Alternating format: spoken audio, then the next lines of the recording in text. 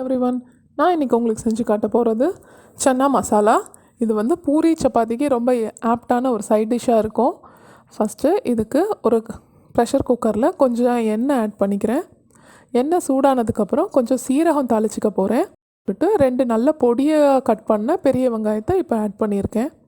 அது கூட வதங்கிறதுக்காக ஒரு 1/2 டீஸ்பூன் சால்ட்டும் ஆட் பண்ணி நல்லா வதக்கி விட்டுருங்க. வெங்காயம் நல்லா கொஞ்சம் கோல்டன் ப்ரௌனாக வதங்கணும். இந்த அளவுக்கு கோல்டன் ப்ரௌனாக வதங்கினதுக்கப்புறமா அதில் ஒரு டேபிள் ஸ்பூன் அளவுக்கு இஞ்சி பூண்டு பேஸ்ட்டும் மிளகாத்தூள் 3 டீஸ்பூன் ஆட் பண்ணியிருக்கேன். இப்போது போட்டு அது கூட 2 டீஸ்பூன் கரம் மசாலா ஆட் பண்ணிவிட்டு நல்லா வதக்கி விட்டுருங்க. கொஞ்சம் மசாலாவோட பச்சை வாசனை போகட்டும். அது வரைக்கும் நல்லா வதக்கி விட்டுட்டு அதுக்கப்புறமா நம்ம அடுத்த இன்க்ரீடியண்ட் ஆட் பண்ணிக்கலாம். இப்போ வந்து இதில் நான் வந்து சன்னா வந்து ஒரு 8 ஹவர்ஸ் நல்லா ஊற போட்டு வச்சுருக்கேன். அந்த ஊற வச்ச சன்னாவை வந்து நல்லா இந்த மசாலா வதங்கினதுக்கப்புறமா நம்ம இந்த வெங்காயம் மிக்சரோட ஆட் பண்ணிக்கலாம். நல்லா சன்னாவை ஊறினதுக்கப்புறம் நல்லா டபுள் த சைஸாக உங்களுக்கு குண்டாக வந்திருக்கும். அதை இப்போ இதில் ஆட் பண்ணியிருக்கேன். ஆட் பண்ணி அதையும் நல்லா கொஞ்சம் வதக்கி விடுங்க. நல்லா சன்னா வதங்கட்டும்.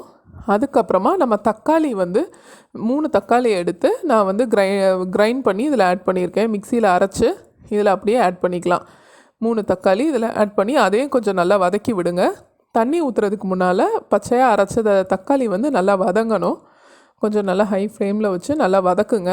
அதுக்கப்புறமா ஒரு 2 மினிட்ஸ் கழித்து நமக்கு தேவையான அளவு மிக்சி அலசின தண்ணி, அது போக நமக்கு எவ்வளோ கன்சிஸ்டன்சி வேணுமோ அந்த அளவுக்கு நம்ம தண்ணி ஆட் பண்ணி நம்ம கொதிக்க விடலாம். கொஞ்சம் இது கொதிக்கும் போது 2 டீஸ்பூன் சன்னா மசாலா இதில் ஆட் பண்ணியிருக்கேன். இது ஆப்ஷனல் தான். இது ஆட் பண்ணாமலே ரொம்ப டேஸ்ட்டாக இருக்கும் உங்களுக்கு இந்த சன்னா மசாலா.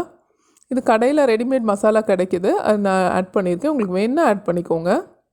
இப்போது நான் ப்ரெஷர் குக்கரில் மூடிட்டு அதுக்கு விசில் போட போகிறேன். ஒரு 10 to 15 மினிட்ஸ் குக் பண்ணலாம். ஒரு விசில் ஹைலையும் மீதி ஒரு 7 to 8 மினிட்ஸ் நம்ம சிம்லேயும் வச்சு குக் பண்ணிக்கலாம். நல்லா ஒரு 10 to 15 மினிட்ஸ் நல்லா குக்கான பிறகு ப்ரெஷர் அடங்கின பிறகு மெதுவாக ஓப்பன் பண்ணி இப்போது இதில் கொஞ்சம் உப்பு ஆட் பண்ணிக்கிறேன். இப்போ நான் இந்த மசாலாவுக்கு தேவையான அளவு உப்பு ஆட் பண்ணியிருக்கேன். இதில் ஆட் பண்ணிவிட்டு கொஞ்சம் நல்லா மிக்ஸ் பண்ணி விட்டுருங்க.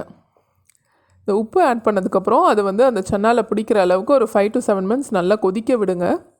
கொதிக்க விட்டதுக்கப்புறம் கடைசியில் கொஞ்சம் கொத்தமல்லி தழை, நல்லா பொடியாக வெட்டின கொத்தமல்லி தலையை ஆட் பண்ணிவிட்டு அதுவும் ஒரு 2 மினிட்ஸ் கொதிக்க விட்டுட்டு ஆஃப் பண்ணி நம்ம சர்வ் பண்ணலாம். இந்த ரெசிபி பிடிச்சிருந்ததுன்னா லைக் பண்ணுங்கள், ஷேர் பண்ணுங்கள், கமெண்ட் பண்ணுங்கள். என்னோடய சேனலுக்கு சப்ஸ்கிரைப் பண்ணி பக்கத்தில் இருக்க பெல் பட்டனை கிளிக் பண்ணிக்கோங்க. அப்போ தான் உங்களுக்கு நோட்டிஃபிகேஷன்ஸ் உடனே வந்து சேரும். தேங்க்யூ.